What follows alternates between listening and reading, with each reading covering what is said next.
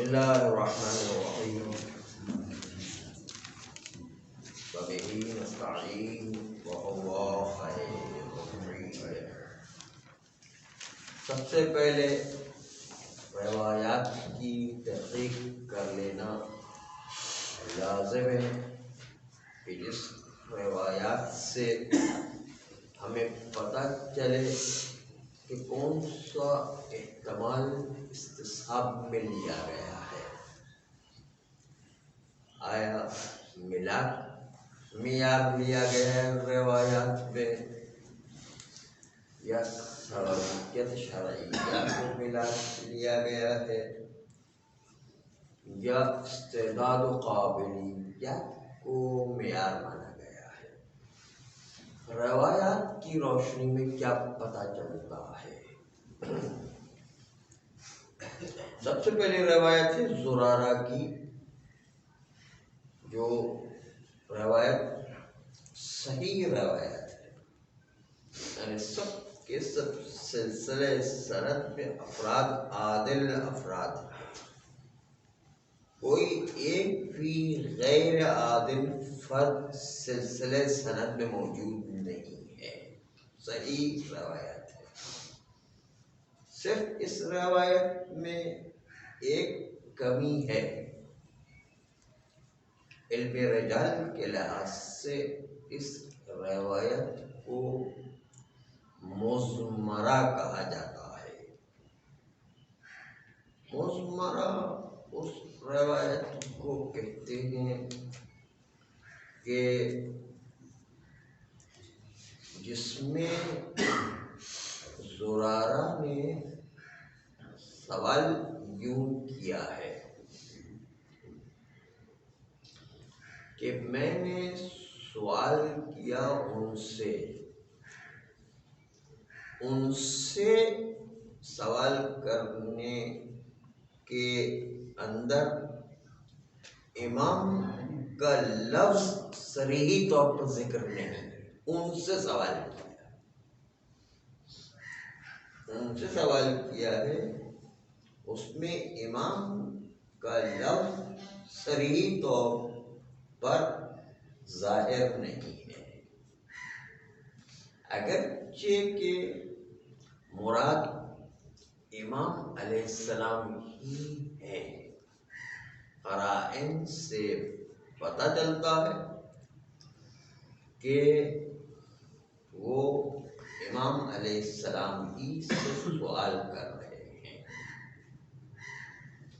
اس لیے کہ زرارہ کوئی معمولی شخصیت کا نام نہیں تھا،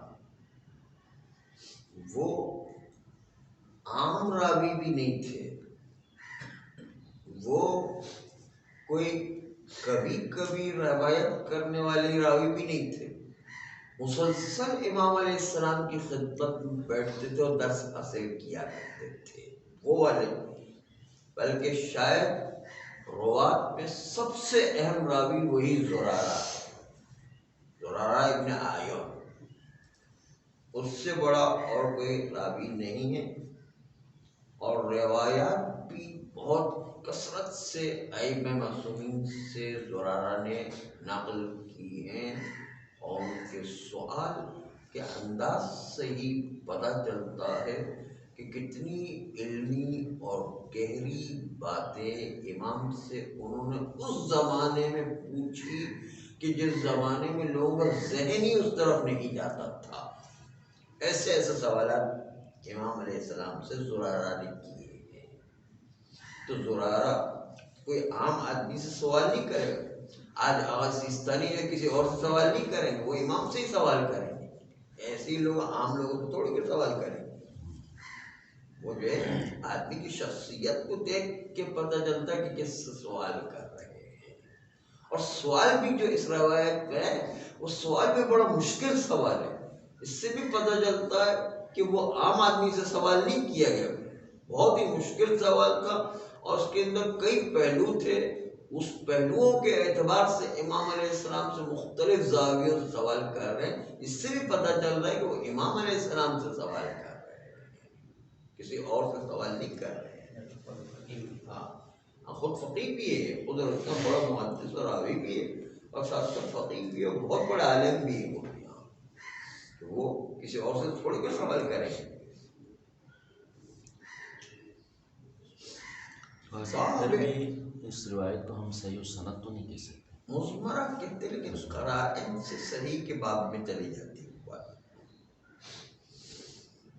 روایات متعددہ مستفیضہ اور معتبرہ کے درجے پر پہنچتی ہیں اس باب میں. یہاں پر استصحاب کو کس معنی میں لیا جائے؟ ہم ان روایات کو پہلے ملاحظہ کریں گے تاکہ ان روایات کی دلالت کی مقدار کتنی ہے اس کو جانچا جائے. خالی دلالت کی مقدار استعداد پر اتفاق کر رہی ہے کہ استعداد کے علاوہ ملا اور سبب شرعی کو بھی بیان کر رہی ہے.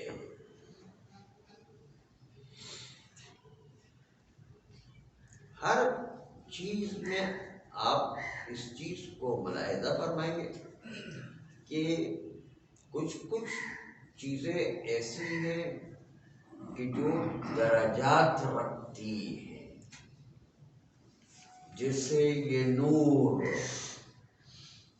کبھی آپ دیکھیں گے 0 واٹ کا بلب ہوتا ہے، کبھی 50 واٹ کا بلب ہوتا ہے، کبھی 100 واٹ کا بلب ہے، کبھی 500 واٹ کا بلب ہے، کبھی 1000 واٹ کا بلب ہے، کبھی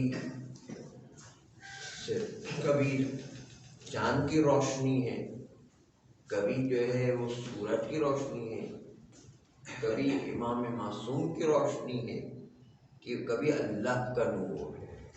تو ہر ایک کے اپنے درجات ہوا کرتے ہیں. تو دیکھنا کہ دلالت کی مقدار کتنی ہے. اول روایت کہ جو آغا شیخ مرتضی انصاری علیہ رحمہ اور صاحب کفایہ آغا مرحوم خراسانی کفایہ میں پیش کرتے ہیں، اور صاحب وسائل کتاب طہارت میں باب اول میں اسباب نواقض الوضو میں پیش کرتے ہیں. آغا شیخ مرتضی انصاری اور صاحب کفایہ اور صاحب وسائل یہ روایت کرتے ہیں آغا شیخ طوسی سے، جن کا نام تھا محمد ابن حسن شیخ طوسی علیہ رحمہ. شیخ طوسی علیہ رحمہ نقل کرتے ہیں حسین سعید سے اس سند سے کہ جو شیخ نے حسین سعید سے نقل کیا ہے. شیخ طوسی نے حسین سعید سے،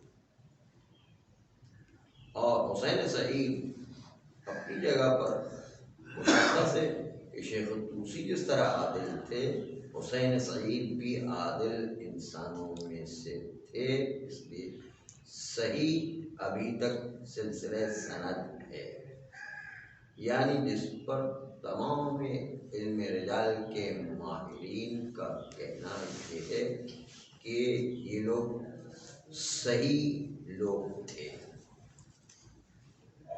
حسین ابن سعید نقل کرتے ہیں حماد ابن قریظ سے، یہ بھی ایک عادل راوی ہے.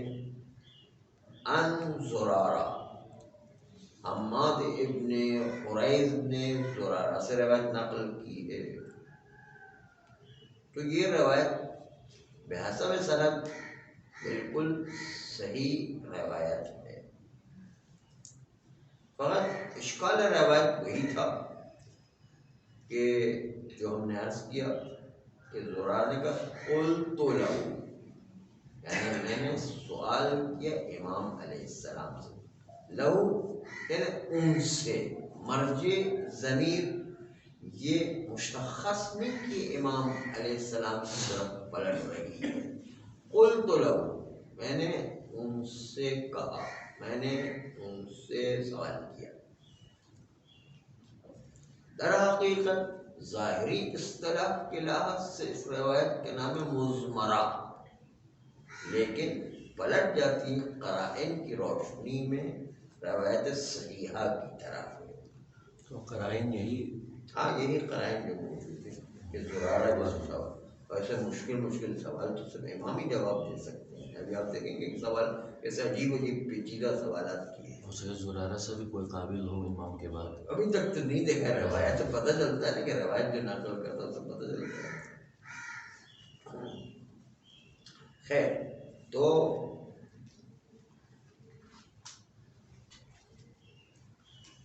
راجع پہ ان کے متخصصین بزرگان علم رجال کہ زرارہ اپنی اس عظمت کے ساتھ اور علوم کے مقام کے ساتھ اصلاً یہ سازگار نہیں ہے کہ امام معصوم کے علاوہ کسی اور سے سوال کریں. مثال پیش کے آغا سیستانی کو ہم جیسے بچوں سے تو تھوڑی کے سوال کریں گے، وہ تو جو ہے امام سے سوال کریں گے. ظاہر ایک شخصیت ہے، وہ کوئی معمولی افراد سے تھوڑی کے سوال کریں گے.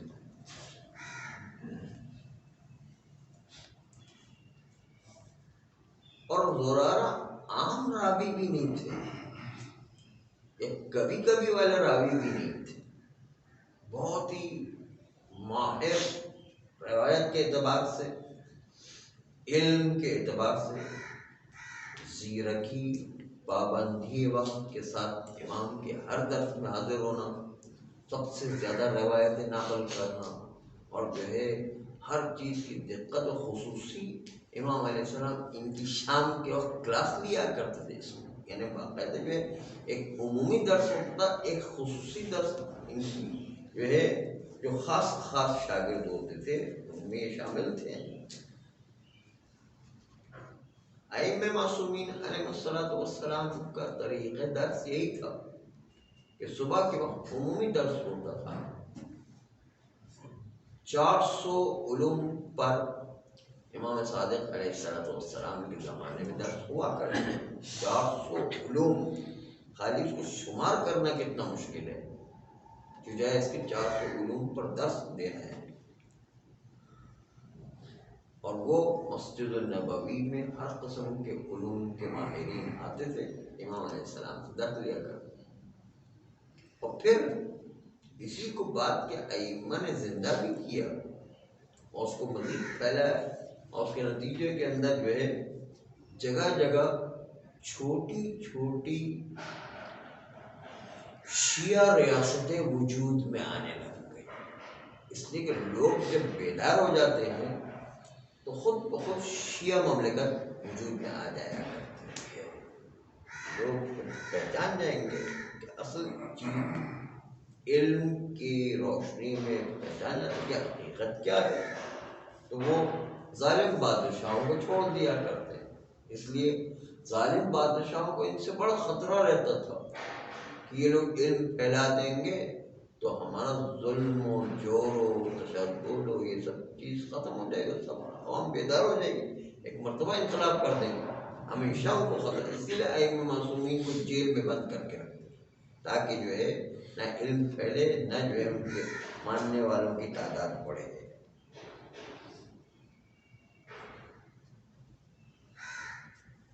فرماتے ہیں کہ یہ زرارہ کوئی معمولی راوی نہیں تھا، بلکہ متوسط راوی بھی نہیں تھا، بلکہ اعلیٰ ترین راویوں میں سے تھا، جس کے بارے میں کوئی احتمال نہیں دیا جا سکتا ہے کہ وہ امام علیہ السلام کے علاوہ کسی اور سے سوال کرے. بلکہ روات میں کم نظیر تھا کہ ایسی مثال بہت کم راویوں میں پائی جاتی ہے. کثرت روایات بھی زرارہ سے ہمارے پاس آئی. بس یہ ضمیر پلٹنا معلوم نہ ہونے کے باوجود، مزمرہ روایت ہونے کے باوجود، نقص در حجیت سند میں ایجاد نہیں کیا کرتا ہے. بس جب وہ روایت حجت ہو گئی تو اس پر عمل کرنا ہے، کیونکہ قرائن سے پتہ چل گیا کہ لہو کی ضمیر جو ہے وہ امام علیہ السلام کے علاوہ کسی اور کی طرف نہیں پلٹ سکتی ہے. اصل امام کا نام ڈالنے میں حکمت تھی یا حکمت ہوتی ہے نا. اصل میں جو ہے بہت تقیہ کا دور ہر جگہ چلتا رہا ہے، تو بہت ساری مصلحت ہوتی ہیں کہ امام کا نام چھپایا جاتا ہے. اسی لیے ابو زینب کے نام سے مولا علی کو کسی زمانے میں پکارتے تھے تاکہ علی کے نام سے کسی مومن کی شہادت نہ ہو جائے. جو ہے بی بی زینب کا ایک احسان یہ بھی ہے کہ مومنین کی جان محفوظ رہی ان کے نام سے.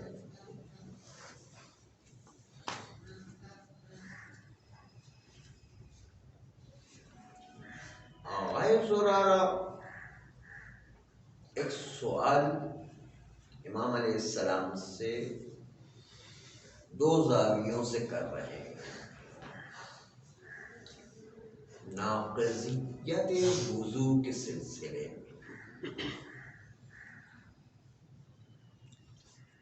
وہ سوال جو ہے آپ تھوڑا سا غور کیجئے گا، کیونکہ اسی الفاظ سے مختلف پہلو نکلیں گے. لفظ بہت چھوٹے سے ہیں لیکن پہلو اس کے اتنے زیادہ نکلیں گے آدمی کنفیوز ہو جاتا ہے کہ کون سا معنی لے ہے. اس لیے لفظ پر بہت غور کیجیے گا جو امام علیہ السلام سے زرارہ نے پوچھا اور امام علیہ السلام نے جو جواب دیا. شروع کر رہے ہیں وہ سوال جو زرارہ نے امام علیہ السلام سے کیے. اتوجب الخفقۃ والخفقتان علیہ الوضوء. ایک آدمی جس پر نیند کی جھپکی چھا جاتی ہے اور جھٹکے لیتا ہے، ایک جھٹکا لے، دو جھٹکے لے، تو کیا اس کا وضو ٹوٹ گیا ہے اور اس کے لیے وضو دوبارہ انجام دینا لازمی ہے یا نہیں؟ نیند سے تو وضو ٹوٹ جاتا ہے، وضو ٹوٹ جایا کرتا ہے، لیکن کیا یہ جو جھپکیاں آتی ہیں، یہ جھٹکے آتے ہیں، ایک دفعہ ایک دم اچانک انسان کی آنکھ بند ہو جاتی ہے، تو کیا اس سے وضو ٹوٹ جائے گا یا نہیں؟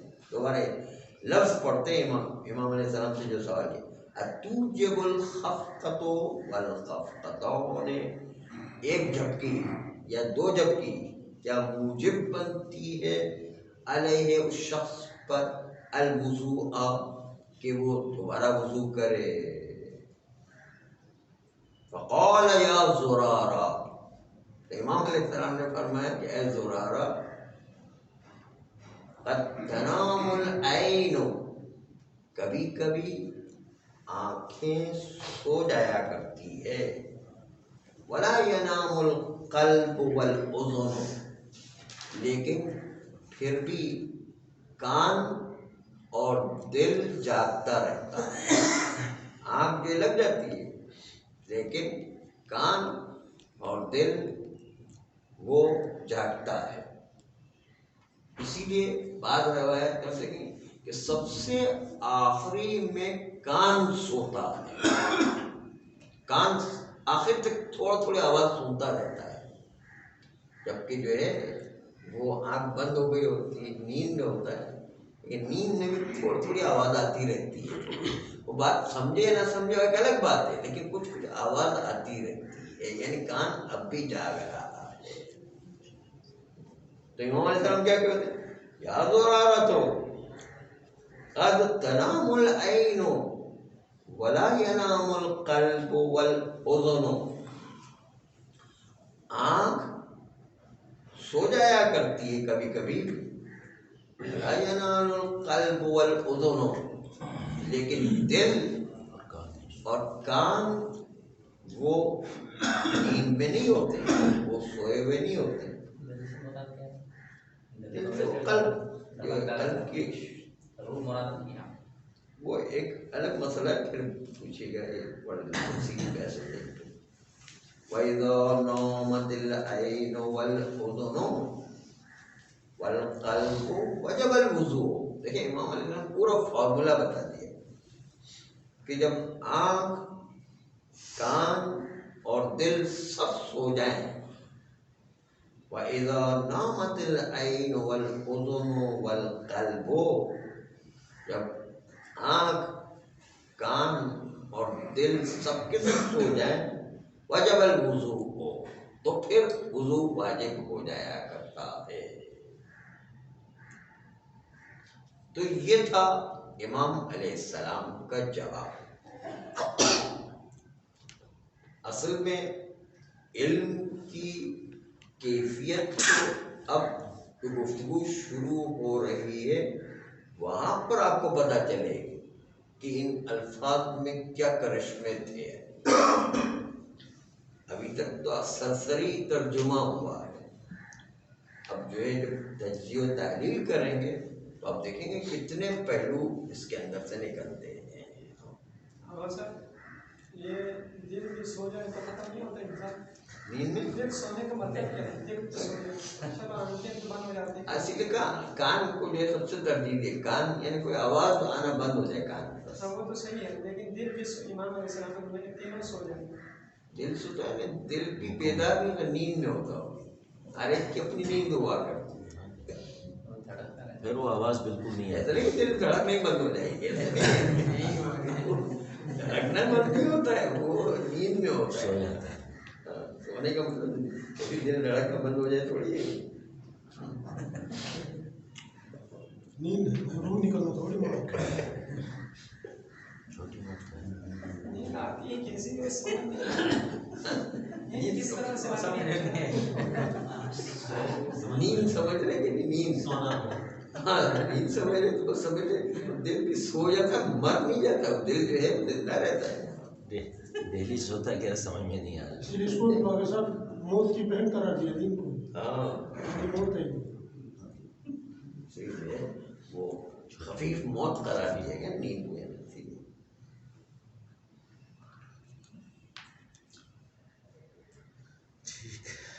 کہتے ہیں کہ الرجل ینام، جو اس کے شروع میں روایت میں ذکر ہوا ہے کہ آدمی سو جایا کرتا ہے، یتحقق منہ النوم، اور اس سے نیند وجود میں آ جاتی ہے۔ اس کے بعد یہ جملے تھے جو آپ کو بیان کیے گئے کہ کیا خفقہ اور خفقتان موجب وضو ہے یا نہیں۔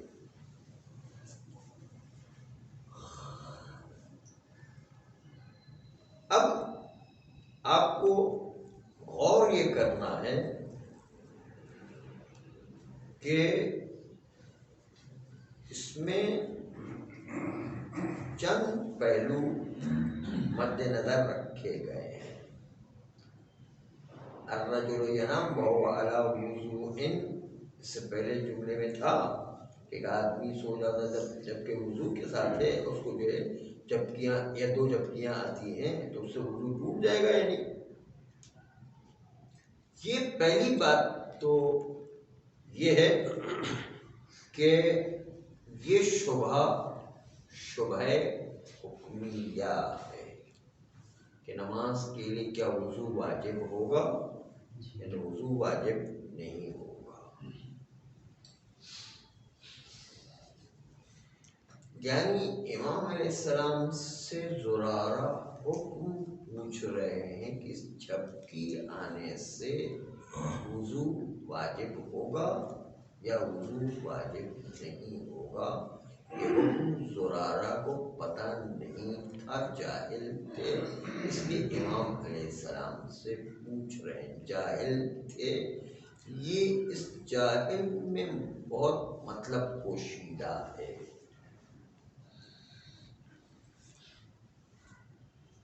یہاں پر پہلا احتمال جو دیا جاتا ہے، اب غور کیجیے، اب دقت بحث شروع ہو رہی ہے۔ زرارہ جو ہے جب سوال کرتے ہیں تو در حقیقت پہلا احتمال یہ ہے کہ کیا امام علیہ السلام سے پوچھنا چاہتے ہیں کہ خفقہ و خفقتاً یہ کیا نیند کہلائے گی یا نیند نہیں کہلائے گی؟ اس لیے کہ زرارہ جیسے شخص کے سلسلے میں یہ کوئی تردید نہیں ہے کہ ان کو معلوم تھا کہ نیند سے تو وضو ٹوٹ جایا کرتا ہے، اس میں تو کوئی شک نہیں ہے۔ زرارہ جیسے شخص کو، اتنے بڑے عالم کو، آغا سیستانی کو پتہ نہ ہو کہ نیند سے جو ہے وضو ٹوٹ جایا کرتا ہے، کیسے ممکن ہے؟ اس لیے جو ہے وہ ممکن ہی نہیں ہے کہ نیند سے وضو ٹوٹ جایا کرتا ہے، یہ تو پتہ ہے۔ صرف زرارہ یہ پوچھنا چاہتے ہیں کہ یہ جھپکی جو آئی ہے، ایک دو جھپکی، اس کو نیند کہیں گے یا نیند نہیں کہیں گے؟ یہ پہلا احتمال، ابھی چند احتمالات آئیں گے کہ اس کو نیند کہا جائے یا نیند نہ کہا جائے۔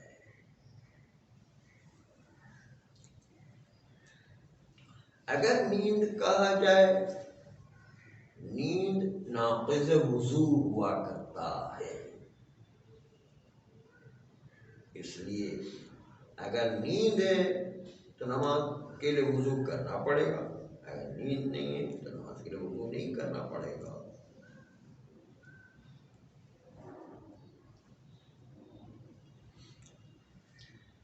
نیند ہے تو نیند کے حکم میں مشترک ہو جائے گا خفقہ اور خفقتاً، اور اس کے نتیجے میں اس کو وضو، اس طرح نیند وضو کو توڑ دیتا ہے، مفسد وضو ہے، ناقض وضو ہے، اس طرح خفقہ اور خفقتاً بھی ناقض وضو ہو جائے گا۔ تو ایک مطلب کیا ہو، خفقہ اور خفقتاً کیا نیند ہے یا نیند نہیں ہے؟ پہلا سوال یہ ہے۔ احتمال دوم اس روایت کا،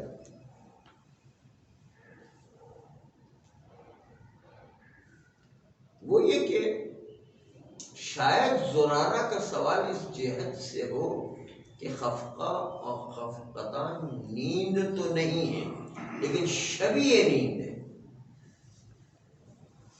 تو کیا یہ شبیہ نیند ہونے کی وجہ سے نیند کے حکم میں شامل ہوگی خفقتاً اور خفقتاً، یا شبیہ نیند کی وجہ سے شامل نہیں ہوگی؟ اب جو ہے یہ نیند ہے یا نیند نہیں، یہ نہیں، نیند نہیں ہے لیکن شبیہ نیند ہے، تو کیا شبیہ نیند میں شامل ہوا کرتا ہے، حکم نیند میں شامل ہے یا حکم نیند میں شامل نہیں ہے؟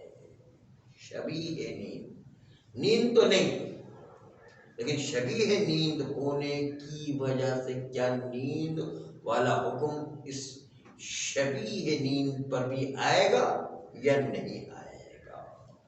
یہ دوسرا احتمال دیا گیا ہے۔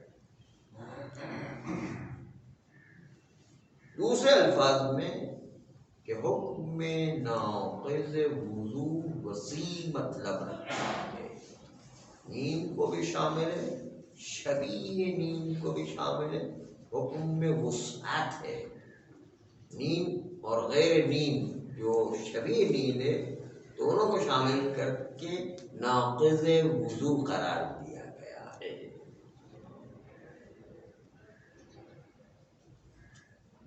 هل يكون له معنى وسيع حتى يشمل الخفقة والخفقتان؟ کیا نیند کا معنی وسیع ہے جو اس خفقہ اور خفقتان کو بھی شامل ہو جائے، یا نیند کا معنی وسیع نہیں ہے، شبیہ نیند شامل نہیں ہوگا؟